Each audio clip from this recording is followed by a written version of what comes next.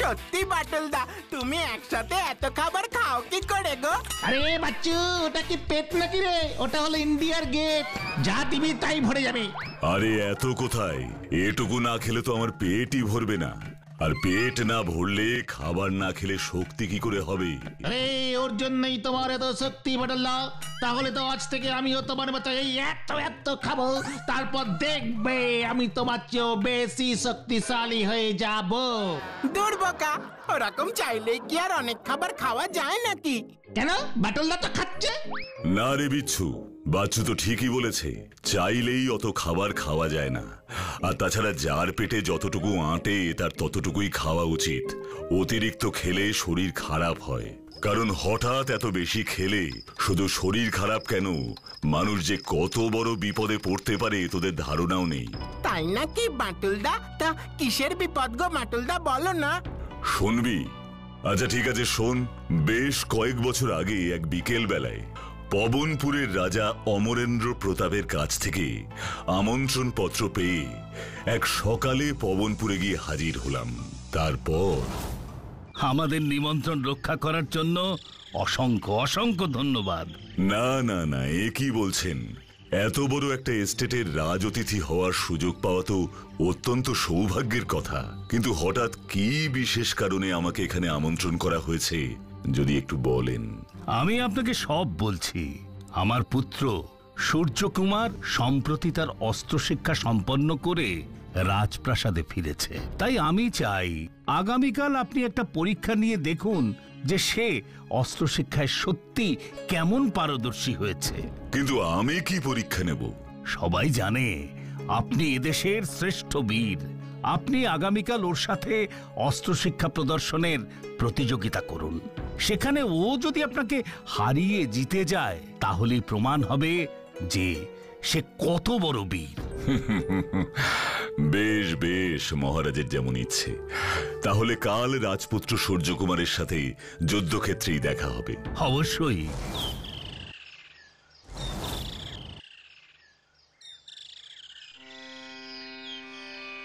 মহারাজ, শুনলাম আপনি নাকি বাঁটুলকে ডেকেছেন রাজপুত্র সূর্যকুমারের সাথে অস্ত্র শিক্ষার পারদর্শিতার পরীক্ষা নিতে। আপনি ঠিকই শুনেছেন। রাজপুত্র অস্ত্র প্রয়োগে কতটা দক্ষতা অর্জন করেছে তা জানার জন্যই ওকে আমন্ত্রণ করেছি। আমার ছেলে যদি সেই বাটুলকে অস্ত্র প্রয়োগে হারিয়ে দিতে পারে তবেই বুঝবো যে তার যথাযথ অস্ত্র শিক্ষা প্রাপ্তি হয়েছে। রাজপুত্র সূর্যকুমার আমার শিষ্য, এই একটা বাক্যই কি ওর শ্রেষ্ঠত্ব প্রমাণের জন্য যথেষ্ট নয়? পরীক্ষা ছাড়া কোনো কিছুই প্রমাণ করা সম্ভব নয়। এটা করে আপনি কিন্তু আমার শিক্ষাদানের ওপরেও প্রকারান্তরে সন্দেহ প্রকাশ করছেন। নিশ্চয়ই করছি, তবে প্রকারান্তরে নয়, সরাসরি করছি। কি? আপনি আমায় এভাবে অপমান করলেন? বেশ, আর আমার ছাত্র যদি সত্যি সত্যি আপনার ওই বাঁটুলকে হারিয়ে দেয় তবে আমি গুরু হিসেবে কি পাবো? যদি সত্যি সত্যি সূর্যকুমার জিতে যায় তবে আমি আপনাকে 1,000 স্বর্ণ মুদ্রা পুরস্কার হিসেবে দেব। বেশ, মহারাজের যা ইচ্ছে। আর যদি সূর্যকুমার পরাজিত হয় তাহলে আপনাকে সেই মুহূর্তে আজীবনের জন্য কারাগারে নিক্ষেপ করা হবে। দেখা যাবে। রাতের খাবারটা খুব বেশি হয়ে গেছে। রাজকীয় খাবার হলে যা হয়, না, এতটা খাবার খাওয়া উচিত হয়নি। কাল আবার অস্ত্র শিক্ষার পরীক্ষা আছে। ভিতরে আসতে পারি? আসুন। এ কি, এত লাড্ডু কেন এনেছো? আগে আপনার খাওয়ার জন্য। না না বাঁটুল বাবু, এটা ফিরিয়ে দেবেন না। আপনি? নমস্কার, আমি রাজপুত্র সূর্যকুমারের অস্ত্রগুরু। আমি আপনার কথা অনেক শুনেছি। এতদিনে আপনার সাথে দেখা করার সৌভাগ্য হলো। এই নিন, একটা লাড্ডু খান। আসলে আগামীকাল আমার প্রিয় ছাত্র সূর্যকুমারের সাথে আপনার প্রতিযোগিতা, তাই দুজনের মঙ্গল কামনায় আমি দেবীর কাছে পুজো দিয়েছিলাম। এই লাড্ডুগুলো সেই প্রসাদ। আপনার নামে পুজো, আর আপনি যদি প্রসাদ না খান সেটা তো ভালো দেখায় না, তাই এনেছিলাম আর কি। আপনি আমার মঙ্গলের কথা ভেবে যে পুজো দিয়েছেন তাতে আমি খুব খুশি হয়েছি। পুজোর প্রসাদ তো ফিরিয়ে দেওয়া যায় না। দিন, আমাকেও প্রসাদ দিন।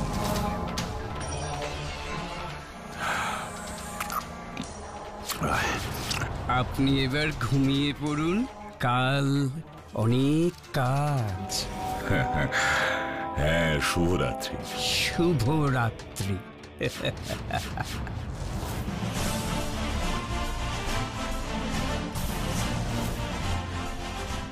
পবনপুরের মহারাজ অমরেন্দ্র প্রতাপের একমাত্র সন্তান রাজপুত্র সূর্যকুমার ক্রীড়াঙ্গনে প্রবেশ করছে। জয় রাজপুত্র সূর্যকুমারের জয়। জয় রাজপুত্র সূর্যকুমারের জয়। রাজপুত্র সূর্যকুমারের জয়। প্রণাম পিতা। দীর্ঘজীবী হও। প্রণাম আচার্যদেব। বিজয়ী হও। বীর শ্রেষ্ঠ পরাক্রমশালী ক্ষুরধার বুদ্ধির অধিকারী দেশ বিখ্যাত শ্রীমান বাটুল প্রবেশ করছে।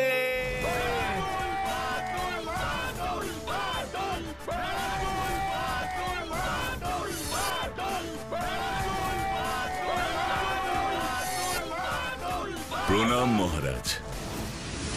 সুপ্রভাত সূর্যকুমার। সুপ্রভাত। আমার নাম বাটুল। আজ আমার সাথেই তোমার যুদ্ধে হার জিতের পরীক্ষা। আপনাকে কে না চেনে, আমার প্রণাম গ্রহণ করুন। সর্বাগ্যে রাজকুমারের তীর চালনার পরীক্ষা হবে। নিয়ম অনুযায়ী দুই প্রতিপক্ষ একই সাথে পরস্পরের দিকে তীর চালনা করবে।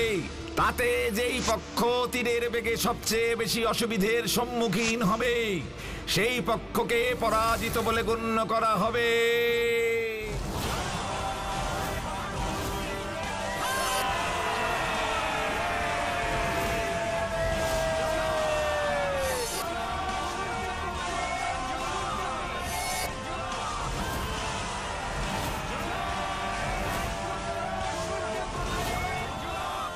একি আমার এরকম হচ্ছে কেন? চোখে চোখে সবকিছু ঝাপসা দেখছি কেন? আর আমার মাথাটাই বা এমন ঘুরছে কেন? আক্রমণ!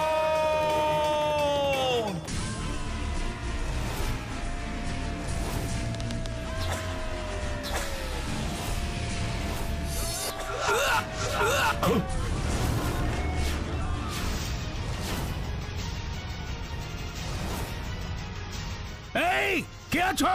বাটুলকে বিশ্রাম কক্ষে নিয়ে চলো। মহারাজ, একে শিগগির আমার ঘরে নিয়ে চলুন। ওর চিকিৎসার দায়িত্ব আমাকে নিতে দিন। আপনি কি করবেন? আপনি কি বৈদ্য নাকি? আমি বৈদ্য নই মহারাজ, কিন্তু আমার তীর দ্বারা আহত ব্যক্তির চিকিৎসা আমি ছাড়া আর কেউ করতে পারবেন না। আর রাজপুত্র সূর্যকুমার যে তীরটা চালিয়েছিল সেটা আমারই দান। বেশ, আপনি তাহলে বাটুল বাবুর চিকিৎসার দায়িত্ব নিন, কিন্তু দেখবেন যাতে কোনো ত্রুটি না হয়। উনি আমার বিশেষ অতিথি।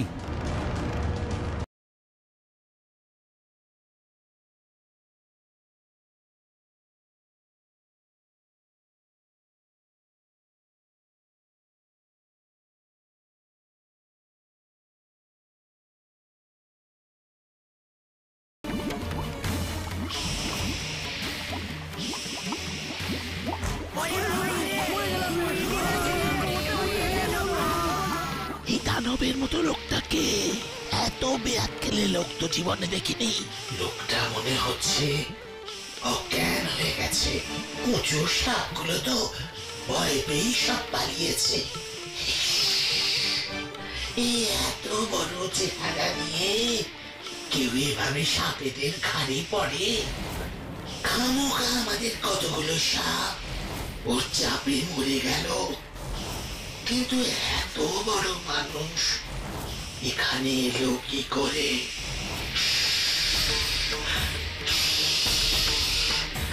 আমাকে এক্ষুনি মহারাজকে খবরটা দিতে হবে। কে এই দানবাকৃতি মানুষ? তা তো আমরা জানি না মহারাজ, তবে তার আঘাতে আমাদের প্রচুর বন্ধু বান্ধব আহত হয়েছে। সে কি কারো প্রাণের আশঙ্কা হয়নি তো? না মহারাজ, না না, এ কোনো সাধারণ মানুষ হতেই পারে না। মহারাজ, আমাদের উচিত ওকে যথাযোগ্য সম্মান দিয়ে চিকিৎসার ব্যবস্থা করা। ঠিক ঠিক বলেছ বৈদ্য। কে আছিস? ওই মানুষটাকে পাতালপুরীর অতিথি কক্ষে নিয়ে আয়।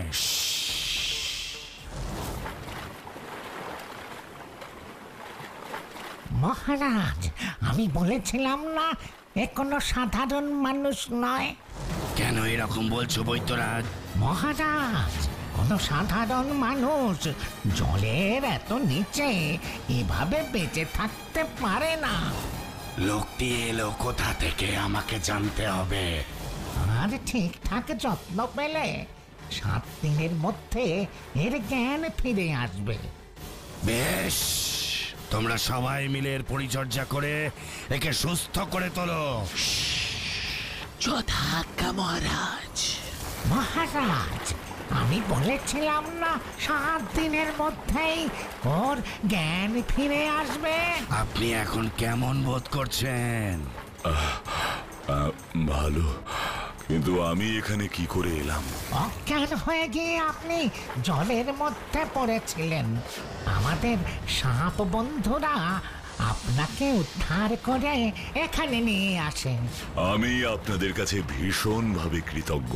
কিন্তু আপনি কে? আপনার এই অবস্থা কি করে হলো? আমি বাঁটুল, পবনপুরের রাজার আমন্ত্রণে রাজকুমারের অস্ত্র শিক্ষার পারদর্শিতার পরীক্ষা নিতে এসেছিলাম। সেখানেই আমার সঙ্গে কোনো ষড়যন্ত্র হয়। তার মানে আপনি সেই বিখ্যাত বাঁটুল, বাঁটুল দি গ্রেট।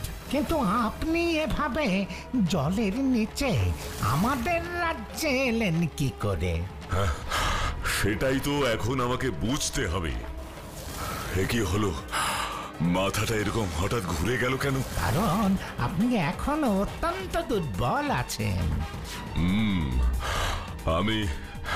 আমি খুব দুর্বল অনুভব করছি। আমি এক ধরনের ওষুধ তৈরি করে দিচ্ছি, সেটা খেলেই আপনি আবার আপনার শক্তি ফিরে পাবেন। আমি আপনাদের প্রতি চির কৃতজ্ঞ থাকব। আপনি কোনো চিন্তা করবেন না বাঁটুল, আমি আপনার কর্মকাণ্ডের খুব বড় ভক্ত। আমি আপনাকে ঠিক সম্পূর্ণরূপে সারিয়ে তুলব। এই নিন, এই ওষুধটা খেলে আপনার পুরনো শক্তি আবার ফিরে আসবে।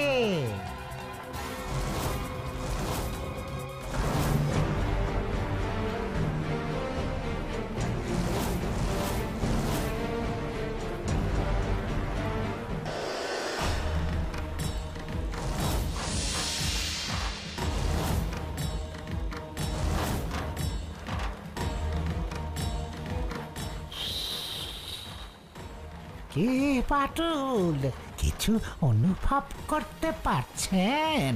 হ্যাঁ, অনুভব করতে পারছি। আমার শরীর অনেক সুস্থ বোধ হচ্ছে। আপনাদের কাছে আমি চির কৃতজ্ঞ হয়ে থাকব। আপনাদের যে কোনো সংকটের সময় আমাকে ডাকবেন, আমি আপনাদের সমস্ত বিপদ থেকে উদ্ধার করব। আপনার সাথে আলাপ করে আমাদেরও খুব ভালো লাগলো। বেশ, এখন আমায় বিদায় দিন। কিন্তু এখন আপনি ফিরবেন কোথায়? অবশ্যই পবনপুরে। আমার সাথে এত বড় অন্যায় কে করেছে? যে করেছে তাকে তো উচিত শিক্ষা দিতেই হবে। আপনাকে সুস্থ দেখে যে আমি কি খুশি হয়েছি কি বলবো। কিন্তু হঠাৎ আপনার সেদিন কি হয়েছিল? এরকম কি আগেও আপনার সাথে হতো? না, কখনোই না। এটার পেছনে অন্য কারণ আছে। অন্য কারণ? হ্যাঁ মহারাজ, আমাকে কেউ ওষুধ খাইয়েছিল। কি? আমার রাজ্যে আমারই অতিথির ওপর এমন আক্রমণ? কে কে এমন গর্হিত কাজ করেছে? আপনি আমাকে একবার তার নামটা বলুন, আমি এক্ষুনি তাকে গর্তান দেব। আপনি এত ব্যস্ত হবেন না মহারাজ, আমি নিজেও সঠিক জানি না। আমাকে একটা রাত সময় দিন, আমি আশা করছি কাল আপনাকে জানাতে পারবো। বেশি দিন তো আসিনি এখানে, বাইরের কিছু খাবারও খাইনি। যা খেয়েছি এই রাজবাড়িতে, কিন্তু রাজবাড়ির খাবার তো আমি একা নই, সবাই খেয়েছে। তবে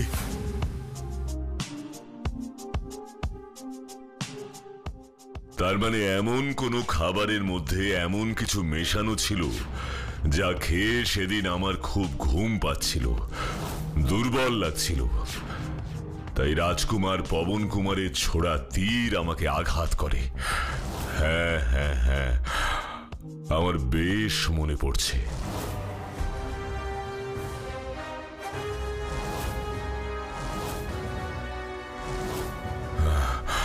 তার মানে সেই লাড্ডু খেয়েই আমার শরীরের শক্তি চলে গেছিল। অস্ত্র পরীক্ষায় আমাকে পরাজিত করবার জন্য এমন খারাপ ষড়যন্ত্র! ছি ছি ছি ছি। তারপর তীরের আঘাতে যখন অজ্ঞান হয়ে গেলাম, তখন ওরা আমাকে নদীতে ফেলে দিয়েছিল। আমি ছাড়ব না, কিছুতেই না। আসল অপরাধীকে আমি ধরবই। বাটুল বাবু, আপনার আজ অপরাধীর নাম জানানোর কথা ছিল। আমি জানতে চাই যে আমার রাজ্যে এমন কে আছে যে আপনার মতো মানুষের সাথে এমন খারাপ ষড়যন্ত্র করেছিল। বেশ, আপনি যখন বলছেন তখন বলছি। সেই ব্যক্তিটি হলো আপনাদের চাকর। চাকর? কিন্তু একজন চাকর আপনাকে কেন মেরে ফেলতে চাইবে? সেটা তো আমিও জানি না। এখানে আসার পর থেকে তো আমি রাজবাড়ির খাবার ছাড়া কিচ্ছু খাইনি। আর ওই খাবারের অর্থাৎ লাড্ডুর মধ্যেই এমন কিছু ওষুধ মেশানো ছিল যা খেয়ে আমার খুব ঘুম এসে গেছিল। কিন্তু সেই একই খাবার তো আমিও খেয়েছি। জানি মহারাজ, তবু আমি বলছি আপনাদের চাকরই আমার খাবারে ওষুধ মিশিয়েছিল। ঠিক আছে, আমি নিজে চাকরকে জিজ্ঞাসাবাদ করব। সেনাপতি, সেনাপতি, চাকরকে ধরে নিয়ে এসো। তুমি অনেক দিন আমার রাজপ্রাসাদে কাজ করছো, আজ পর্যন্ত কেউ কখনো তোমার আনা খাবার খেয়ে অসুস্থ হয়নি। কিন্তু আজ উনি বলছেন তুমি ওর খাবারে কিছু মিশিয়েছিলে। না মহারাজ, আমি কিছু মেশাইনি। এখানে তো বরাবরই মহারাজের জন্য যা খাবার বানানো হয়, অতিথিদেরকেও সেই খাবারই পরিবেশন করা হয়। শুধু একটি জিনিস ছাড়া। একটি জিনিস? কি কি সেই একটি জিনিস? রাজবাড়ির বিশেষ লাড্ডু মহারাজ। সেই লাড্ডু একমাত্র আমাকেই দেওয়া হয়েছিল। আর সেই লাড্ডুতেই এই ভয়ঙ্কর ঘুমের ওষুধ মিশিয়েছিল এই চাকর। আমাকে মেরে ফেলতে চেয়েছিল। এইরকম একটা অপরাধের শাস্তি শুধুমাত্র মৃত্যুদণ্ড। দয়া করুন মহারাজ, দয়া করুন। আমি এসব করিনি, আমি কিচ্ছু মেশাইনি মহারাজ। তাহলে সত্যি করে বলো, না হলে কিন্তু পুরো দোষটাই তোমার ঘাড়ে পড়বে। আগে আগে আমাদের রাজকুমারের অস্ত্রগুরু এসে এটা লাড্ডুতে মিশিয়ে দে। কিন্তু এটা কি আচার্য মশাই? এটা ঘুমের ওষুধ। এটা খেলে কাল সকালে আর উনি প্রতিযোগিতায় নামতে পারবেন না। কিন্তু এটা কি করে হবে? না না না, আমি এটা করতে পারবো না। তুই কি চাস না আমাদের রাজকুমার সারা পৃথিবীর কাছে শ্রেষ্ঠ বীর হয়? সেটা কি করে সম্ভব? বাটুলকে কি হারাতে পারবে? ঠিক আছে, দিন। তোর এত বড় সাহস! তোর জন্য আমার রাজবাড়ির সুনাম আজ শেষ হতে চলেছে। আমি তোকে শুলে চড়াবো। আমায় ক্ষমা করে দিন, আমায় ক্ষমা করে দিন। মহারাজ, ও তো গরিব মানুষ, ঝোঁকের বশে কিছু ভুল কাজ করে ফেলেছে। কিন্তু আসল দোষী তো আচার্য মশাই। উনি তো এই ষড়যন্ত্রটা করেছেন। তাই তো? হ্যাঁ, আপনি তো ঠিকই বলেছেন। পেয়াদা, যাও যাও, আচার্যকে বন্দি করে কারাগারে নিক্ষেপ করো। বাটুল বাবু, আমি আপনার কাছে কৃতজ্ঞ। আপনার শুধু দৈহিক শক্তি নয়, বুদ্ধির জোরও প্রশংসনীয়। তাই আমি চাই আজ থেকে আপনি আমার ছেলের অস্ত্র শিক্ষার ভার নিন। বেশ বেশ বেশ, তাই হবে। ছাড়ো, ছাড়ো আমাকে। আমি আপনার কাছে এটা আশা করিনি আচার্যদেব। কেন কেন করলেন এমন? আমি তো শুধু রাজকুমারকে শ্রেষ্ঠ বীর প্রমাণ করতে চেয়েছিলাম। সবই রাজকুমারের জন্য। এটাও মিথ্যে কথাই বলছেন আপনি। আপনি নিজেকে শ্রেষ্ঠ গুরুদেব প্রমাণ করতে চেয়েছিলেন, আর তাই আপনি আমাকে খুন করতে চেয়েছিলেন। যা করেছি বেশ করেছি। আমার এতদিনের সুনাম, এতদিনের সাধনা এই বাঁটুল এসে তছনছ করে দেবে তা তো হতেই পারে না। নিয়ে যাও একে কারাগারে নিক্ষেপ করো। ছাড়ো আমাকে, ছাড়ো আমাকে। কিন্তু আমি একটা কথা বুঝতে পারছি না, আপনি কিভাবে বেঁচে ফিরলেন বাটুল বাবু? একেই তো বলে রাখে হরি মারে কে, কি তাই না?